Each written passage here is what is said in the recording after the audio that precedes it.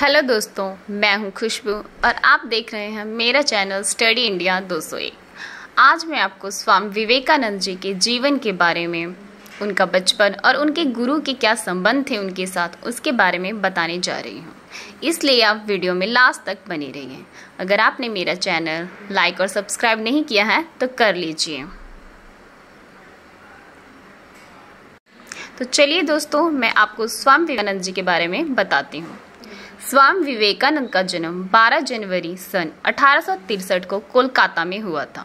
उनके घर का नाम नरेंद्र दत्त था।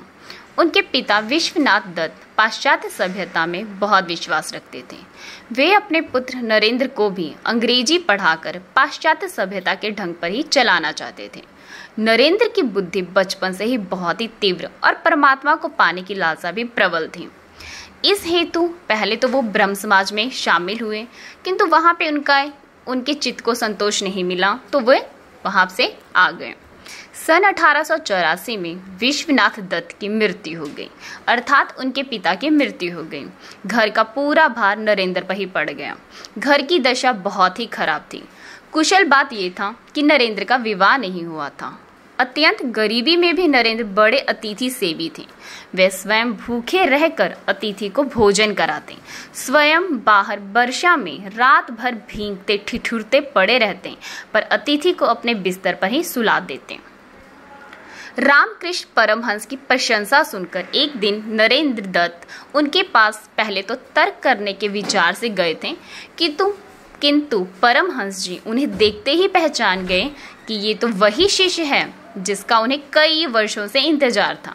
परमहंस जी की कृपा से ही इनको आत्म साक्षात्कार हुआ। फलस्वरूप नरेंद्र जी परमहंस जी के शिष्यों में प्रमुख हो गए।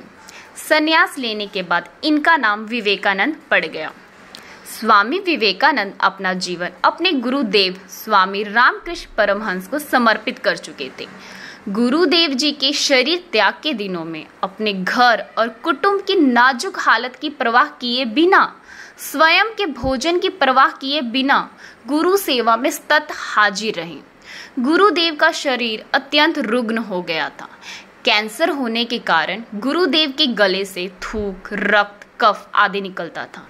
इन सब की सफाई पे वे खूब ध्यान करते थे। एक बार किसी ने गुरुदेव की सेवा में घृणा और लापरवाही दिखाई तथा घृणा से नाक और भौहें सिकोड़ी। यह देखकर स्वामी विवेकानंद को बहुत गुस्सा आया। उस गुरु भाई को पाठ पढ़ाते हुए और गुरुदेव की प्रत्येक वस्तु के प्रति प्रेम दर्शाते हुए उनके बिस्तर के पास रक्त, कफ आदि से भरी थूकदानी उठाकर पी गए। गुरुदेव के प्रति ऐसी अनन्य भक्ति और निष्ठा के प्रताप से ही वे अपने गुरु के शरीर और उनके दिव्यतम आदर्शों की उत्तम सेवा कर सके। गुरुदेव को वे समझ सके, स्वयं के अस्तित्व को गुरुदेव के स्वरूप में विलीन कर सके, समग्र विश्व में भारत के अमूल्य आध्यात्मिक खजाने की महक फैला सके।